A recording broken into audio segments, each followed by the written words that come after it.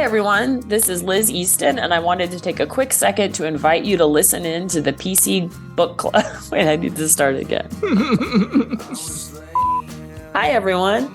This is Liz Easton, and I wanted to take a quick second to invite you to listen to the PC Book Club, aka PCBC.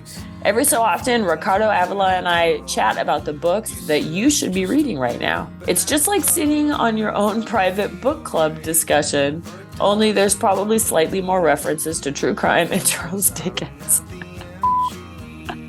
I did not write this.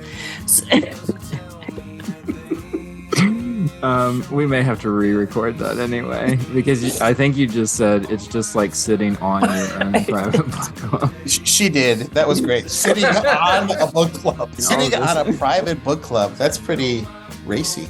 Sorry. Should I try again? It's just like sitting in on your own private book club discussion, only there's probably slightly more references to true crime and Charles Dickens. So if you're looking for the class with an occasional dose of the sass, then check out the PC Book Club right here on the Popping Collars feed. Class and sass. Love it. I was praying. What's out there? The meaning of life. Maybe there is one. Are you married? I'm a widower, but don't tell my kids. You're saying her mother died 3 weeks ago? Let's say she's in heaven, which doesn't exist for me, of course, but you're Episcopalian.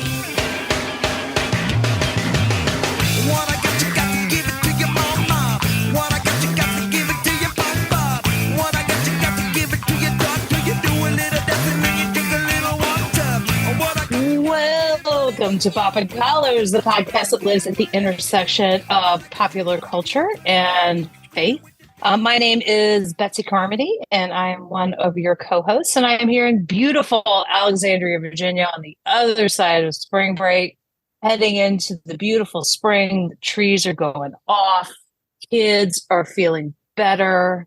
Seniors are starting to fall apart. It's great. It's awesome. It's just where you want to be at the end of the school year. But I am here with my wonderful co-hosts. Let's take it around the horn, and we will start with Liz. Liz Easton, how you doing? Hey, Betsy, I'm good. I have a cold. So on this episode of the podcast, I will sound a little husky. No. Let's say that. Oh. Wow. Okay. Right? Isn't that the word you would use? Little Kathleen Turner. I mean, you're not that husky. I think you could be huskier. I just I think was of a few days ago. I think of like the big Okay. and tall kids and like elementary. Oh, like husky like that. No, I meant like a husky voice. Let's see. I'm the canon to the ordinary in the Diocese of Nebraska. In the time since we last met, I turned 40. I know. Oh, yes. Oh, Liz, you said you were traveling. You were anxious about this trip and all this stuff. How was it? It was great. I went to Palm Springs with two of my girlfriends. It was beautiful down there. We went to Joshua Tree National Park one day, which was really fun. I'd never been there before. We ate, we swam, we talked, and it was good. Like I had no reservations about turning 40. And I won't get into it on the pod, but like there were some great like insights, like what always happens when you pass, like transition into a new decade or there's a new milestone. Like there were around my birthday, and there already have been like some good insights and intentions about what I want to do, how I want to be, I guess, in the next decade. So that's all good. Fabulous. That's awesome. That's awesome. Well, since he's thoughtfully stroking his beard, let's go to Ricardo Avila. So it was a little bit of wisdom happening there. How are you, my friend? Hey, Betsy. I'm doing well. Now I'm stroking my beard because you said so. I guess I'm the only one with a beard right now. Yes. Yeah, Yes. Menopause has not hit me yet. I'll let you know when we get there. Oh, Lord. My name is Ricardo. I'm the rector at St. Luke's Episcopal Church in lovely Los Gatos, California. We have been, I guess I'm at the point where I'm kind of tired of all the rain. I hate to complain. Because You've reached that point. Saturation, some would say. God. I just finished a 5-week house sitting stint, which I've done 2 years in a row now with a parishioner who's got a beautiful big house. And last year it was all joy. I had more time. They have every streaming service under the sun. I watched all this stuff and I took walks in the neighborhood and got to know the neighborhood. Well, this year it rained almost all 5 weeks, or it was super cold and I had no time. So I'm just sort of, it feels like a lost opportunity. So I was scrambling like my last couple of nights to like find something to watch so I could say I did something. And they have Disney Plus. And for some reason I started watching all the Pixar shorts ever made. Oh, Which there's like 45 of them or something. It's a lot. there's a lot of them. And they were That's fun. cool. They were I fun. I like thought, this is just those. 6 minutes. This is just 9 minutes. Well, 5 hours later, because there's Yeah, right. But it was I actually fun. just brought up the Piper one. with the little bird. Yeah. We just talked about that in my class because we were watching wave videos for meditation, and so there were little papers that were. I like that. I like the That's lava. cool. I like the singing island one. The lava Yeah. one was intense. Mhm. It almost good did one. not go well. Yeah. I almost started crying. Oh well, that's Pixar's job. That's their number one job. Oh, they got Can we me. make you cry? So no, but now I'm back. Now I only have Amazon Prime and Netflix, and that's okay because there's plenty to watch there. I know, Greg. Yes. I know. I need HBO. I Too know. bad. I'll figure it out. But in the meantime, things are going well, I think. I mean, Holy Week. Holy Week has come Yeah. and gone. Oh no. This Holy episode Week comes is- out on Monday, so Holy Week Oh, started. Yeah. oh yeah. Okay, great. I'm looking forward to Holy Week, except it's a lot of work. We have It is. 10 services, Whoa. but I've got enough assisting clergy, bless their hearts, that I only am preaching on Palm Sunday and Easter Day itself, not on Monday, that's Thursday, nice. Good Friday, or Easter Vigil. So, but it's going to be quite a marathon, and I've seen people on the social media places who are clergy saying, "There's got to be a different way we can do this." Do we really Yeah. have to do all of this every year? And like, Mm. we're- Yes, they do. Like, just a moment. Oh, When here we pe- go. when Here we people- go. When clergy Hot take. complain on social media Mhm. about how hard Holy Week is, they're telling their congregations, here are these holy 5 hours later.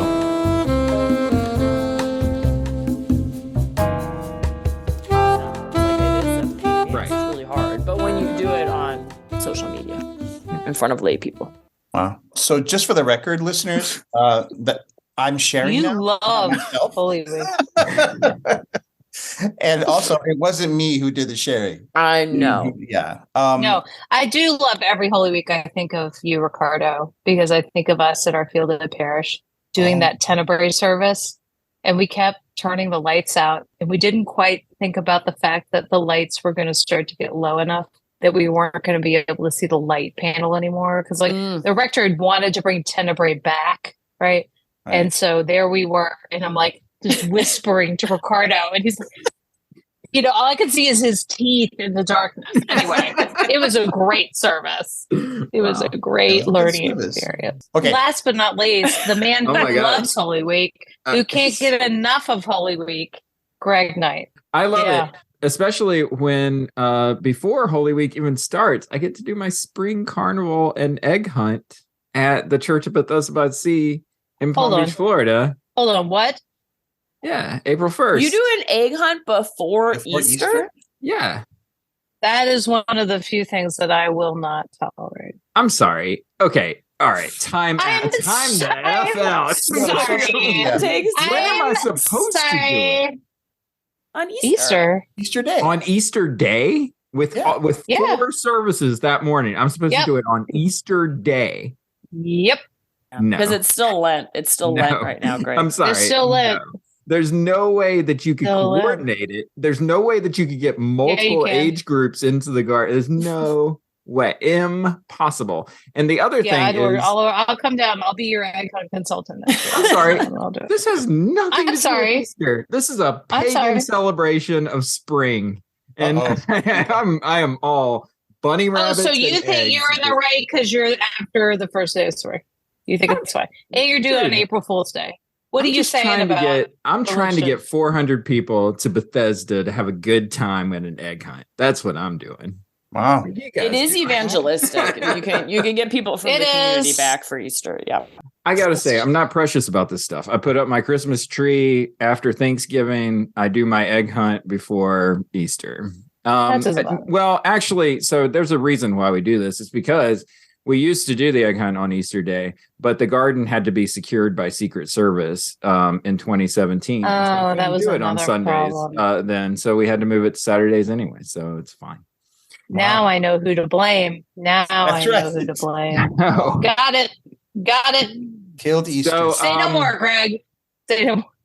Well, friends, I hope you're figuring out your Holy Week where you are. And welcome to this episode of Poppin' Collars. This has now become an annual tradition because once you do things twice, that means you do them forever, right? Mhm. That's what's happening. So this is our Pop Swap episode. We have each given each other a piece of popular culture to watch, listen to. We reversed our order this year, I believe is what we ended up doing, if I'm correct.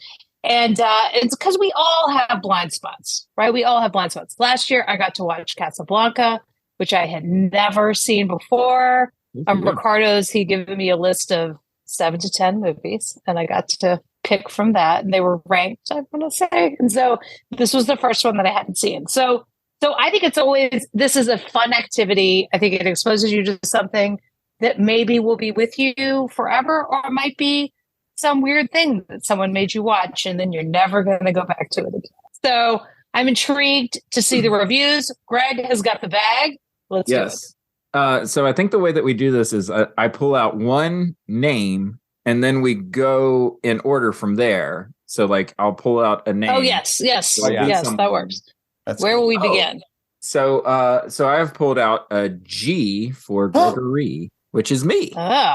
Which is you. Nice. Yeah. So let me talk about what I got. So Liz was my person this time. Mhm. And in true Liz fashion, she sent me a text and said, "Can you read a book?" And I said, "No, I don't read books." I said, can you read? No, I wasn't sure if I was giving you enough time. It felt like a big assignment. No, It was a big assignment. what listeners don't know is that one of my New Year's resolutions was to actually read the books that we feature on our PCBC. Nice. So I'm currently in a pretty good reading groove. I just finished The Night Watchman and then listened back to that episode where you guys talked about The Night Watchman. and Wheel Nice. Drive. It makes a lot more sense once I've read the book. So anyway, Liz recommended a book. The title of it is Now Is Not the Time to Panic. And it was written by Kevin Wilson. Right. And immediately I thought to myself, Kevin Wilson, I have a friend named Kevin Wilson. It's not that Kevin Wilson. It's a different Oh. Kevin. Oh, different guy. Different guy. Okay. But now is not the time to panic. So Liz also sent an ominous note with this text saying, don't read anything about the book before you start to read it. So I followed directions. I did not read anything to spoil the book or give me any kind of impression of the book. A synopsis of the story. It is a coming of age story that features a young girl named Frankie Budge, I think her last name is. And she has a friend named Zeke Brown.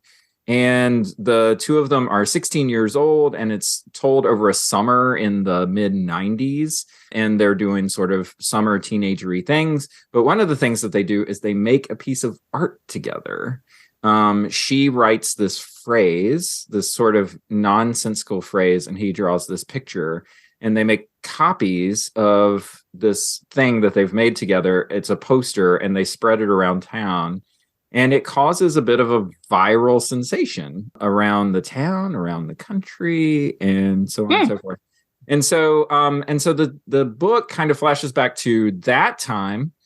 When they're 16 and they're young and sort of making this thing and it's kind of getting out of their control. And then 2017, when she's an older woman and she has to live with sort of the repercussions of having made this thing that's become sort of a sensation. And nobody knows that they did it. and I gotta say, like, you know, Liz sent this thing of like, don't read anything about it. And so my mind, like, you know, so the nonsensical phrase is basically, hang on, I committed it to memory, I'm pretty sure.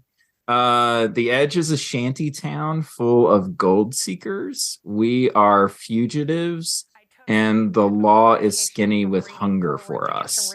So that's the phrase that's on the poster. And again, it doesn't really mean anything. Yeah, it was really personal. It all hinges on this one summer where these two teenagers meet each other. But the origin of it and this weird line that they write was all from my own life that I kind of built up. Yeah. Yeah. So tell us about how that one line, how it played out in your life, and tell us the line, if you will. Yeah, so the line is, the Edge is a shanty town filled with gold seekers. We are fugitives, and the law is skinny with hunger for us. I don't know what it means, but when I was in college, I was rooming with this guy, a really charismatic guy named Eric, who was leaving after the summer to go to LA to be an actor. And I was working for the medical center putting this policy manual online, and I got so bored that I just started writing random stuff, and no one ever noticed. And I asked Eric, do you have a line? And he said, that line. That line. And 25 years later, it's been burned into my brain. I say it almost every day, and I needed a way to write about it into the story. And then almost when I was finished, Eric suddenly, unexpectedly died. And so for me, this book was the way to kind of keep that phrase alive, and to hear other people say it or read it is really incredible. That is so beautiful. This phrase shows up very early in the novel. And so when I first started reading, I was like, oh, she's like a CIA agent. And this is like an activation code to like get her into the thing. Oh, this is going to be very exciting. And no, that wasn't it. And then I was thinking, oh, maybe there's something supernatural. Like it's some kind of phrase that like calls down like ghosts or something. No, it's not that either.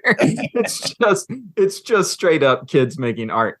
But it's so funny because like it says a lot about kind of where I steep my world, that like my brain was going off into like fantasy kind of stuff and not sort of focused on like, what's the story of what's happening to these kids and how it's affecting their lives. And so, yeah, so now is not the time to panic. A lovely sort of coming of age story about making art and living with the repercussions of making art. I am super curious as to why Liz has picked this book. So three reasons. One, it is short. Like I read it in like a short period of time. It's a pretty small book. So I thought like, if I'm going to give him a book, he could like get this done in this time frame. Also, I had just read it. So I was like, oh, it'd be nice if someone else would read this. But then also like the time being set in the 90s kind of reminded me of you. And there is sort of like a, to me, that the line that they repeat over and over throughout the book reminded me of like a band lyric, like a punk rock kind of band lyric. When the book opens and she first repeats it, you thought that it was a CIA code. I thought that it was like, oh my God, she was like in a famous band or something. So it was sort of about the time frame. And then I'm really interested in just the idea of moral panics in general. And this was like a great telling of a moral panic that had some stakes, but not the type that we're used to. Like it wasn't like the satanic panic. It's satanic panic adjacent, but it wasn't like the people going to jail for years because of a story or something like that. It was a almost like quiet thing that happened sort of mysteriously. And then to see a person live with it for the rest of her life. And the poster that Greg was talking about, it doesn't just, we're kind of ruining the book, but not really. It doesn't just like spread through their town or through the country. It like spreads all over the world. And it becomes like this. It becomes like a t-shirt. Yeah, exactly. Yeah. And it's like they are sort of these anonymous folk heroes that can never take credit for it and also don't want to, because there were some dark aspects of how it played out. So I just love a story that it felt really believable, but also completely unexpected. Like I would never think to look for a story like this or tell a story like this. but it felt really real. Well, it's also like there's a bit of a naive aspect to it too, where like they make this thing that nowadays we would say, "Oh, that thing went viral," this thing that you made went viral. And we use that term a lot nowadays as if it's a goal to be reached, right? Like you want to put something out on the internet and get it to spread as far as possible. And these kids were just making art for themselves.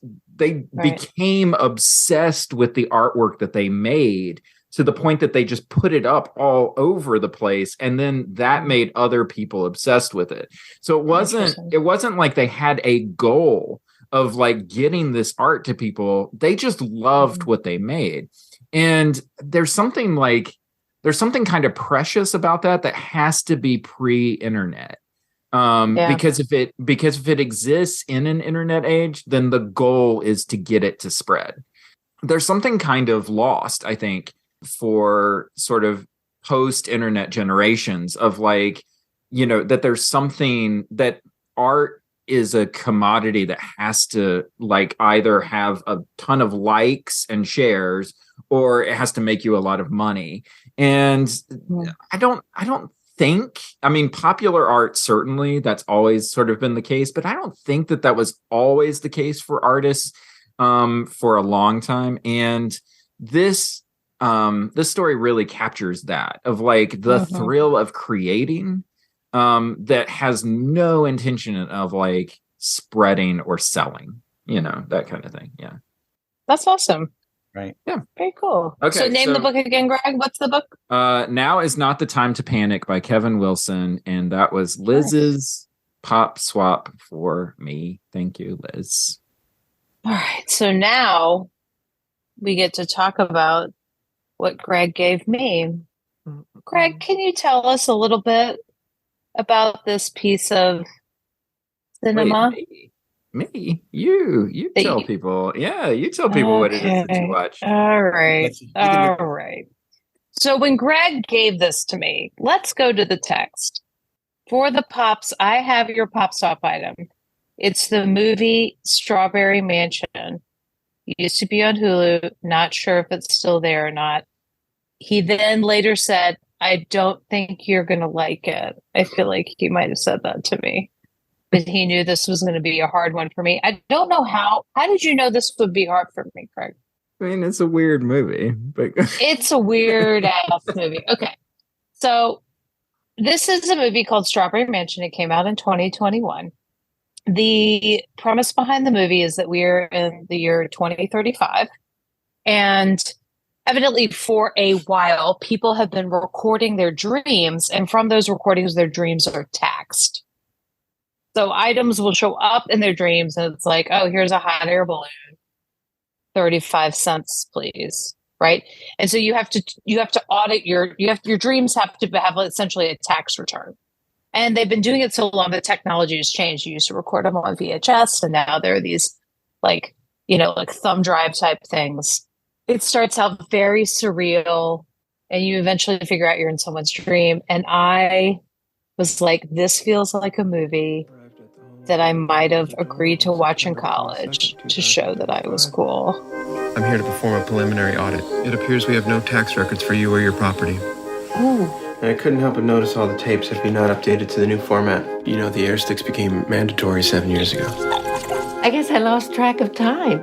I will begin my audit immediately.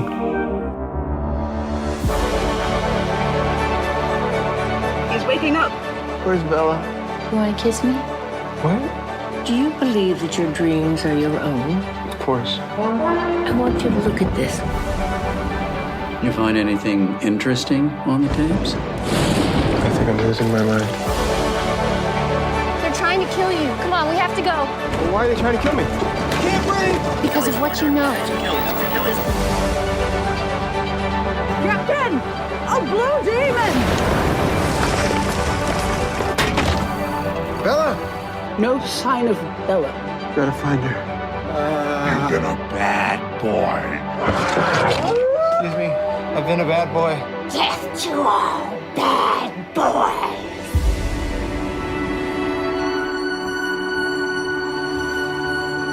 What's wrong with you people? We're disintegrating! Fight it, Preble! You can fight it! Why did you bring me here? I wanted someone to share my dreams with. I mean, I will say, this was indie film. And after I kind of got into the concept, I was a little more forgiving of the movie. I will say I am a subtitles watcher. I watch things with the subtitles turned on. And I always love the way they describe the music. So throughout this, it's all synthesizer music. So it was foreboding synthesizer music, discordant synthesizer music, tense synthesizer music, pensive, nostalgic, dramatic throughout the movie.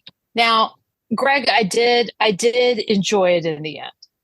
In the end, I thought it was interesting. I have brought it up in conversation with people around here because there's a sneaky part of the movie, this is a spoiler, is that the government has been sneaking advertising into your dreams. Ooh. Has been what's happening. And so through kind of this relationship that the auditor, whose name is Preble, figures out, he's auditing this old woman who hasn't turned in any of her returns. So she's got just tapes and tapes and tapes of her dreams, and he's watching her dreams and auditing them through kind of figuring out that she and her dead husband had figured out how to make a helmet you could wear when you dream that could block the ad. And that there are some people in the movie who have a vested interest in keeping that ad stream going. I was able to figure out what was dream and what was reality, but it did start to get a little messy here and there. Yeah, absolutely. I'm surprised that you said you kind of liked it. I don't know that I like this movie at all, but it is a movie. Well, but it is a movie that stuck with me. So yeah. A fun fact, I watch a ton of movies between January and March. And the reason is because so many movies come out during the year that it's like, how am I supposed to weed through all of these movies? So I have two podcasts that I really love that put out like top 10 lists of their favorite movies for the year. I watch like Oscar nominated movies and I watch whatever's on the AFI top 10 list. And I get like a list of like 30 or 40 movies and I just watch them all like in January and February, basically. And Strawberry Mansion was on one of these critics lists. I fired it up, not knowing anything about it. And it is, I mean, honestly, it's in the vein of like a David Lynch movie or something like that. It's very surreal. But the whole premise of it is that it's built on dreams. And it just so happens that I'm doing a Bible study right now on the book of Genesis. And so dreams are like very much in my wheelhouse. Like the thing that I loved about this movie is that there's no real inherent logic to the movie, but there's a ton of dream logic to the movie, just in the way that like when you have a dream, it makes sense, but then you think about it when you're awake and you're like, that doesn't make sense at all. That's kind of how this movie works. And I appreciated like how they were able to nail that kind of vibe, but also like there's probably real meaning to this movie. And if you sit down and think through it, you can probably figure it out. Just like you can probably figure out what skinny cows mean, you know, in the land of Egypt. But but for most people, you're just going to see that image and think, oof, not for me, and move on. And so much of scripture is sort of bound up in this sort of dream language, dream logic, and somewhere the meaning's in that mix, whether it be like an apocalypse story, whether it be a dream story in Genesis, a dream story in Daniel, like all of that stuff, it's all sort of bound up in this kind of surreal quasi language. And that's what I thought that this movie did well, was sort of identify that kind of image or language. Yeah. Was it a horror movie or a thriller or a sci-fi or a romance? Kind of a little more sci-fi if we're getting into some of the kind of futuristic technology. But at the same time, like this is not a big budget production. So the thing he's putting on his head to audit the dreams definitely looks like a cardboard box with a couple of Dixie drinking cups coming out the front of it. That's exactly. And so I was like, this is okay, got it. So it's a future that doesn't look very far off from what we're leading right now. It's only 12 years in the future, and so I don't know. It stuck with me. You're right, Greg. I mean, it reminded me of how kind of judgy I am about the cinema that I watch, and that I didn't know I did know a couple of actors who were in this, sort of, kind of. I had to look them up. There was one woman who was from Orange is the New Black who's in it. And then I kind of knew as a character actor, the person who played the older woman's son. And so but that was it. And so I would definitely look at a movie like this and be like, do I know anybody who's in it? I don't. Sorry. And that's kind of where I've gotten to with my time. I applaud your energy, Greg, around the number of movies that you watch. Wow. In the wintertime. Like, it's a lot. And that's energy that 25-year-old Betsy had. That is not energy that 48-year-old Betsy has at this point. And I'm not saying you don't have a life. Like, I'm not implying that in any way. But I'm appreciative of what you're up to. Well, I would just say, there's good art out there. I mean, I think that absolutely. I think this is an example of that. I mean, it's not it's not going to blow you away, but it's also it's a story that kind of sticks with you. And I think that that's kind of what good art does. It makes you think, about what it is that you watch, kind of think back through it a little bit. And there's a concept here that I know that I experienced a lot when I was younger, and I don't experience it nearly as much, which is it's kind of what Liz was talking about with the book. It's this idea of let yourself be surprised. I knew nothing about this movie before I started watching it. And even when I was done, I was like, I don't know exactly what it was that I just watched. We have so much marketing around movies nowadays that I don't know how frequently I can say that. Whether it be trailers or just viral marketing about a movie or something like that. I kind of had a sense of what Everything Everywhere All at Once was before I watched that movie. And it affects the way that you see the movie. To go into a movie just purely blind is so rare. I did go in purely blind. Yeah, that it really affects how it is that you absorb what it is that you're watching. Yeah. Well, thank you, Greg. Thank you for sharing this movie with me. As weird as it was. That was very diplomatic, Betsy. I'm trying. I'm trying. No, but it was good. There's a blue demon in it at one point. That's the oddest part. Okay. Yeah. Wait. Yeah. Is the blue demon related to that blue demon horse in the Denver airport? It kind of looks like it. I feel like, yeah, absolutely. Ooh, shout out and call back to one of our previous episodes. Yeah. The blue demon has a cow skull or something. And and when it speaks, it sounds like a smoke alarm. Yeah. And its eyes light up. Wow. So it's a real, as I said again, big budget. Nice. Can't wait to see that. Well, I love being able to describe scenes like that because they do sound like describing a dream. It's like you lick an ice cream cone that actually has 2 meteorites inside of it. Greg, quit spoiling the movie. Yeah, so now we're on to Ricardo. Okay, well, Betsy, I am more and more appreciating what you gave me after what I've been hearing. Thank you. So Betsy, possibly thinking I have a podcast hole in my life, which I kind of do, maybe. Suggested that I listen to 3 about 90-minute episodes of a podcast called Ask Rana with Rana and Brian. And so the premise, let's see if I can get this right here. The premise is, so Rana is a character, and she's a 60-year-old something wealthy woman who lives in Marblehead, Massachusetts. But really, in real life, it's a younger actress, comedian, who plays that character. And she's got a very thick, I don't know if it's New York or New Jersey accent or no, it's Boston. It's Boston. Well, yeah, of course it's Massachusetts. That's right. Yes. Now I don't know if that's real, but she keeps it up pretty well. So there's Rana, and then there's her gay friend sidekick Brian, who I believe is actually a real person. That's his real name. He's a real actor. What's the show they reference? One of the shows he's on.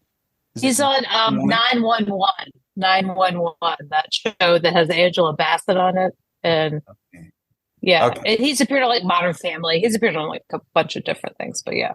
Okay. So that's his real name, and his name's Brian, and he's in his early 40s. And so this show started pre-COVID, and then it went through COVID, and it's basically the two of them bantering with each other and then taking questions from phone calls and emails.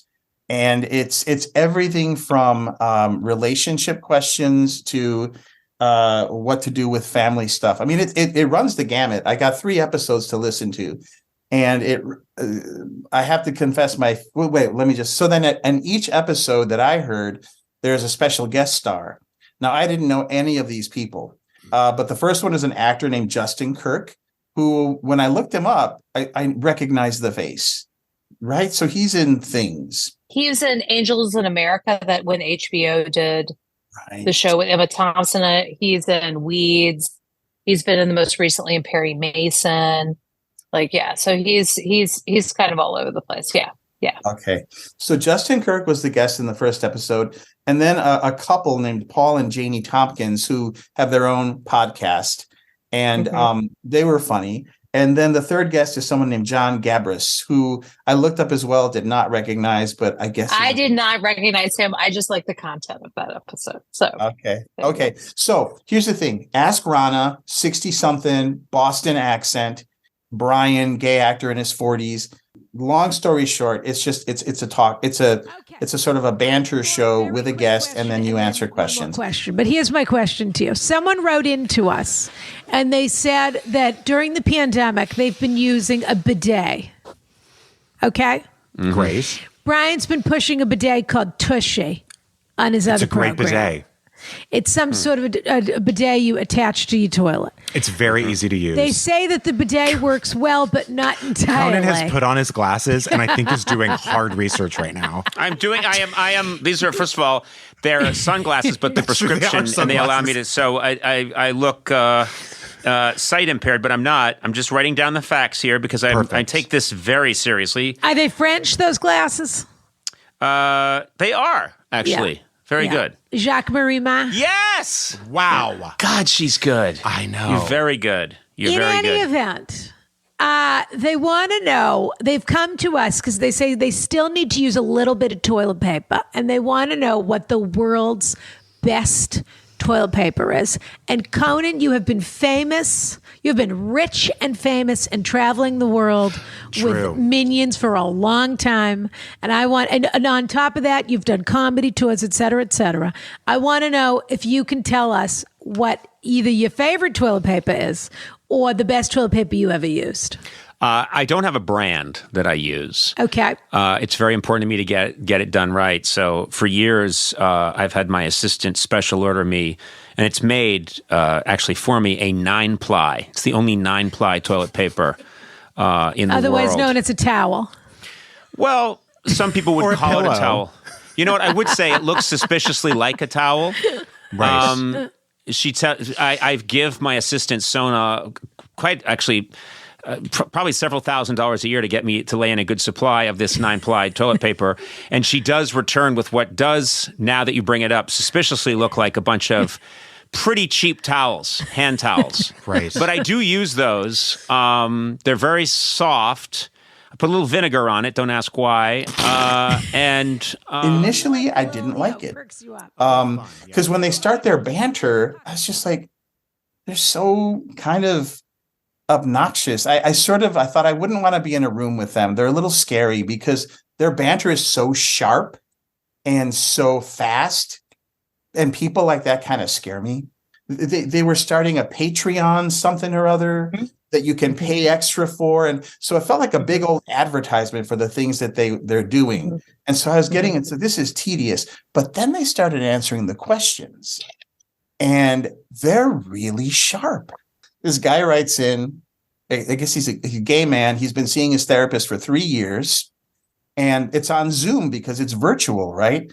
Well, as he's talking to his therapist, he notices behind his therapist, there's like a framed picture, and the framed picture is showing the reflection of what's on the therapist's screen, and he's watching gay porn while they're having a session. So wait, are these real questions or did they are real questions? Oh my god. And as they say on the show, these people are desperate enough that they have written into this show. Wow. And they're not doctors, they just can give good advice. Oh my god. Right. And so the question was like, what do I do? You know? He accused him, I guess, after the session was over, of watching porn. He accused him then, are you watching porn? And he said later, oh, my dog hit the remote control button by accident or something, or hit the button. And so it's like the lamest excuse. The porn button. Right. Exactly. And so the question is, the thing is, do I leave him because I've established this relationship? It's hard to find a good therapist. Well, there were the couple, I think, were the guests, and the husband of the couple said, the wife is like, nope, deal breaker. I mean, how can you trust someone who you're paying money to watch porn while you pour your heart out, right? I mean, it's a no-brainer. Right. But her husband said, it's really hard to find a good therapist.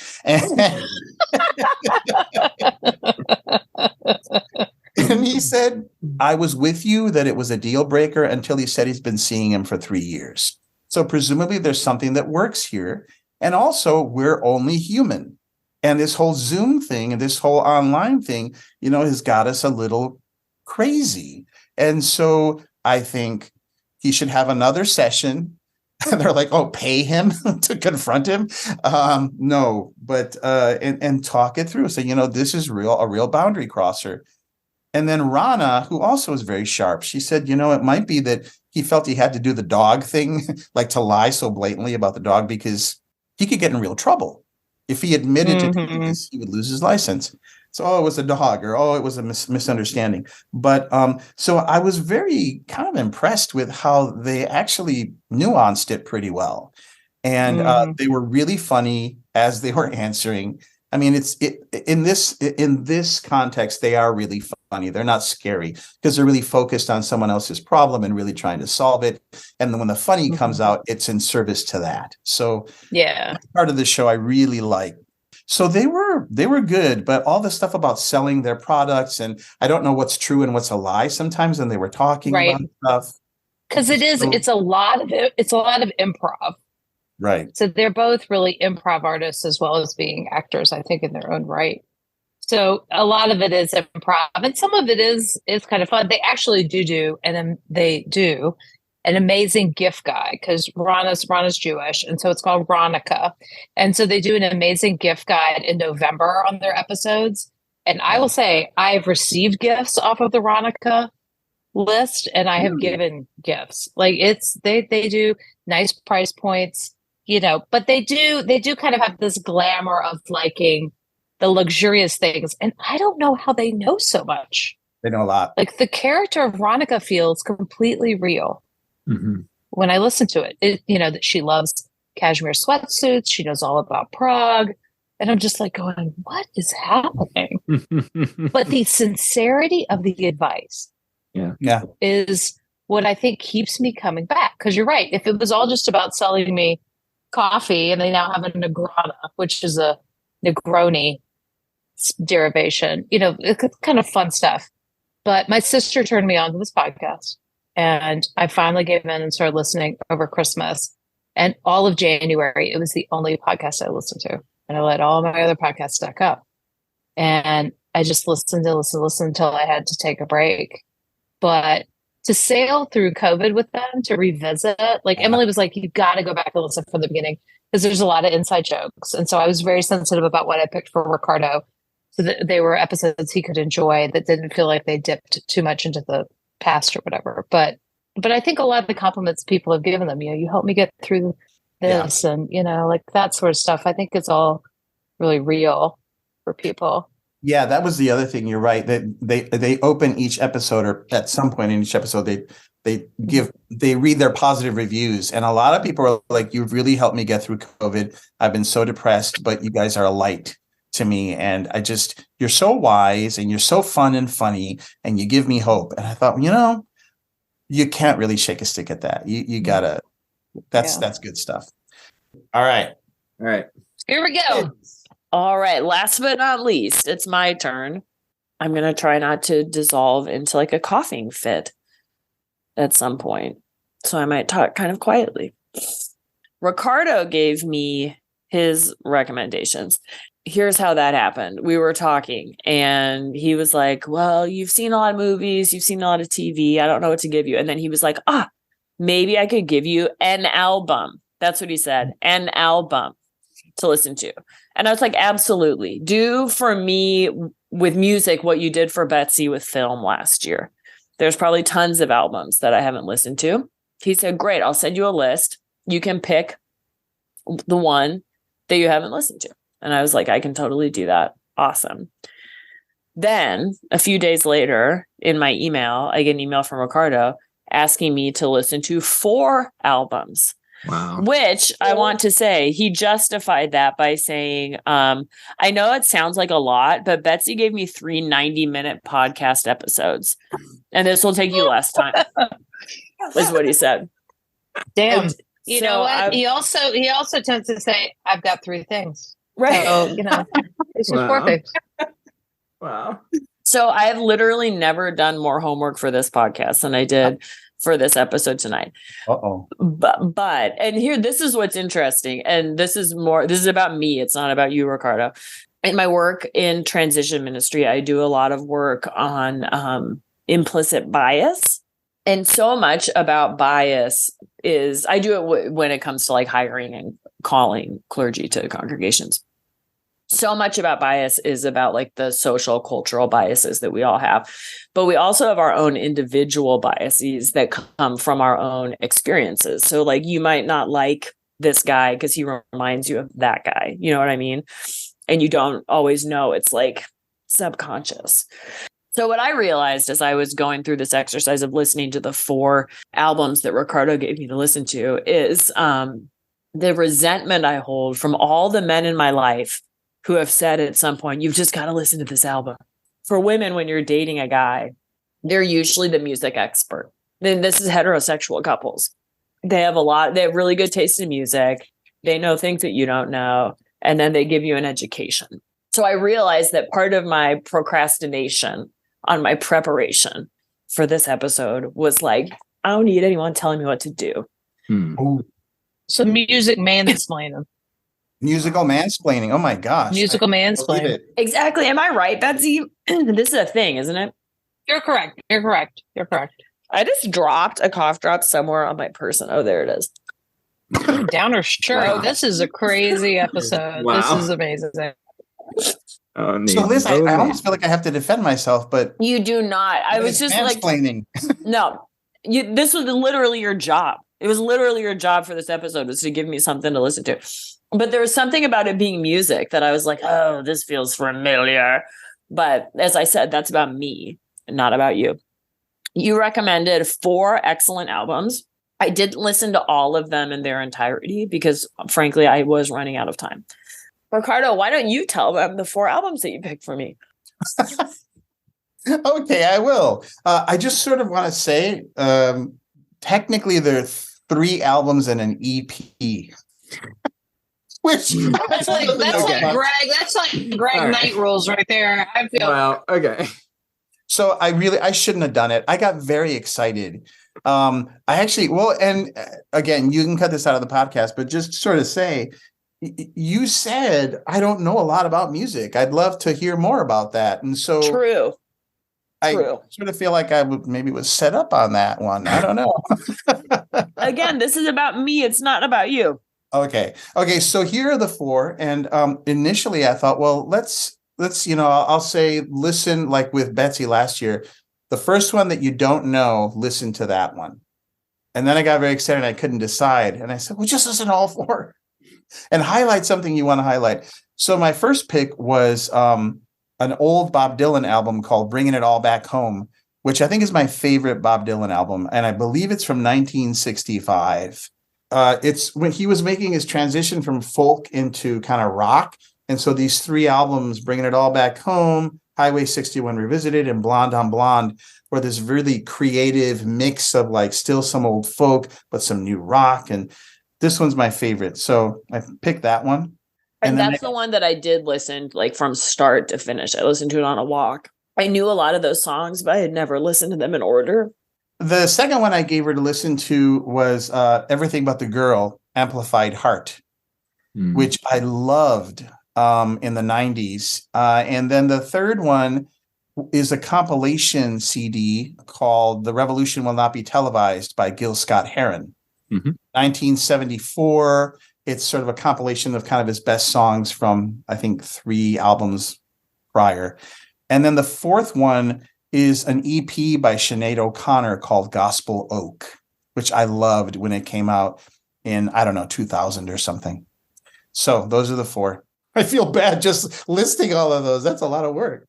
It was a lot. Loved the Bob Dylan album and the Sinead O'Connor. Those are probably my favorites. Obviously, based on the title, the Sinead O'Connor one was really spiritual. There was a lot, like you could exegete a lot of those songs, the Sinead O'Connor ones. I personally did not like Everything But the Girl. I've never listened to them before. And I don't know if it just felt dated to me or you had asked me to pay attention to the lyrics. And I had a little bit more trouble like picking up the lyrics. I don't know if it was about her voice or the arrangement or something. So that's maybe my least favorite. And then the Gil Scott-Heron was interesting. It was sometimes funny. Sometimes that kind of humor that was like, ooh, am I supposed to think this is funny? Really interesting to listen to in 2023.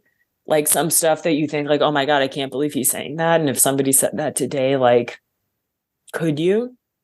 So really interesting social commentary, which was a great kind of flip side to the Bob Dylan record, who he was also doing that, but it was obviously from a different perspective. Yeah, they were all fun. I mean, they were all really interesting. They went together in great ways. And thank you. You're welcome. It was fun. Like, when was the last time that you just listened to a whole album from start to like? I just don't do that. And I have Apple Music, so like they don't even really set you up for that. Like when you put in the artist's name, you can search for the albums, but they're going to show you their most popular songs. You can shuffle them, whatever. And like a whole album is like such a intentional statement, like how the songs go together, how they're arranged, the order, obviously. So that was really kind of a treat. And I listened to them all like on my walks. So I would just like put in my headphones and press play. And that was really great. Yeah, I mean, Everything But the Girl, Liz, is like, it's one of the most depressing, beautiful albums I know. It's years since you've been there, and now you disappeared somewhere, like out of space. You found some better place, and I miss you. Like the deserts miss the rain, and I miss you. Oh, like the deserts miss the rain. And could you be there? It was a big hit in the clubs back in the 90s. Yep. I find that got me through some breakups, and I just thought, it's great stuff. Anyway, let me ask those of you who work with youth today. Do the kids these days, like if they're dating someone or have a crush on someone, do they make them a playlist? That would totally be a thing, I think. Yeah. Because I just feel so fortunate that like I came of age during the mixtape and mix CD era. And it really was up until like probably the last guy I dated who made me a mix CD, like before MP3s really took over, was probably like in seminary. Like that era lasted for a long time. And I remember I was just telling someone this story because the song Let's Stay Together came on. And I have this distinct memory that when I broke up with my high school boyfriend so that we could go to separate colleges, he made me a mix CD, like as a going away gift. And the first song on the album was Marvin Gaye's Let's Stay Together. What is it? And I remember being What is he like, trying to what is he say? trying What to is say? he And I That's remember my mom being infuriating. like, honey, don't do this Don't to do yourself. it. Like, don't read too much into this. No, But do it. and like I probably still have that CD somewhere. Like I just remember like how significant it felt for someone to like make for you. It seems, I would think, you know, the playlist, there's so many things you can choose from, like on Spotify. Oh, yeah. I made you this playlist. What?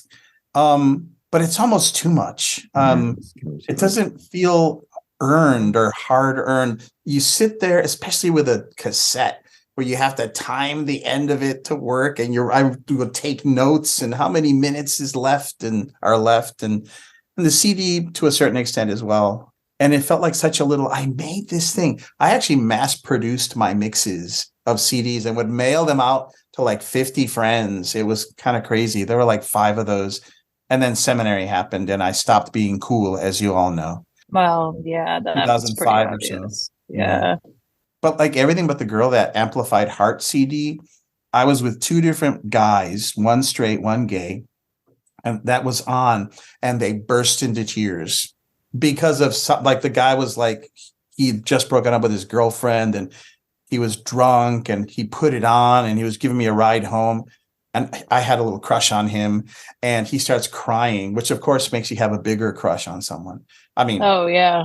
and then my other friend, there's a song on there called December 25th, and it made him he was gay, but he had been married to a woman, and it made him miss the good times they had together.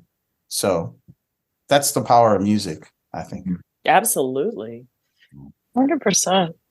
Well, I thank love- you for doing that. I got through my resentment of having someone assign me music to listen to.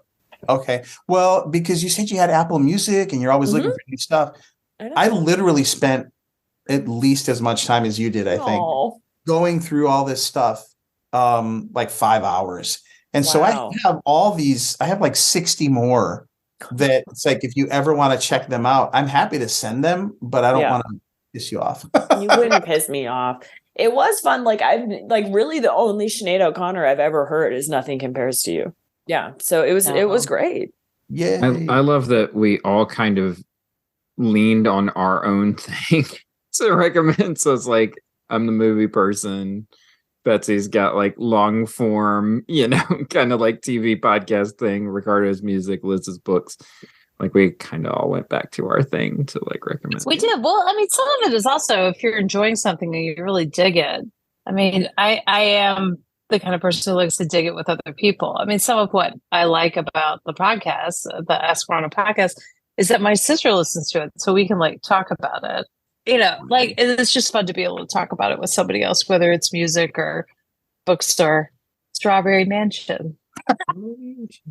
Yes. Well, I mean, thank you all for giving your time, talent, and treasure of your wisdom for this podcast and this annual Pop Swap. I'm not going to have to think ahead, but thank you for doing that. And I hope that maybe our listeners might explore something new based off of this podcast and find something new in their lives. And maybe if you have a friend that you would like to do this with, you should swap something too, because it's kind of a fun exercise to do among friends, I think. But thank you so much for listening. This has been Poppin' Collars. You can find Poppin' Collars wherever you find all of your podcast needs met, including the Episcopal Journal. We love the Episcopal Journal, and we hope that you will too. Tune in for all of your Episcopal News needs. Plug our merch. We got merch. And we have some merch on the Poppin' Collars podcast website. We got some t-shirts. Maybe they'll go viral. What else we got, Greg?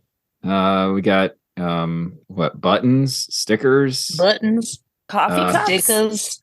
I need some stickers. I mean, it's anything because who are we doing this thing? Who are we collabing with on this? Redbubble. With Redbubble, yeah, which I love. My water bottle, which if we had a Patreon and this one, you could then behind this is not in the free feed, watch us do the podcast. I know that there's a lot of our listeners who would love to see that happen. My water bottle is covered with so many stickers, and some of them are from Redbubble, and they've been really great. Wow. So thank you so much for tuning in and being with us. Thank you, Greg. Thank you, Liz. Thank you, Ricardo. And keep those collars popped, everybody. Pop, pop. Yay. Liz. Yeah. We took I'm your so voice. sorry, you guys. Like, Dude, Right, that yeah. happened to our priest in the middle of a sermon the other day. Like Oh. he lost, and That's there was nightmare no water. Oh, there was like an usher, Oh, like God. sprinting out of the church. We've got to get water. He's dying up there. Like, it's okay. It's okay, man. well, I'm sorry. Did I ruin the episode, Greg? Stop it. Yep, it's the worst one. The worst one. It's fine. We're gonna get our Oops, boy. 5,000 downloads. It's gonna be fine. Place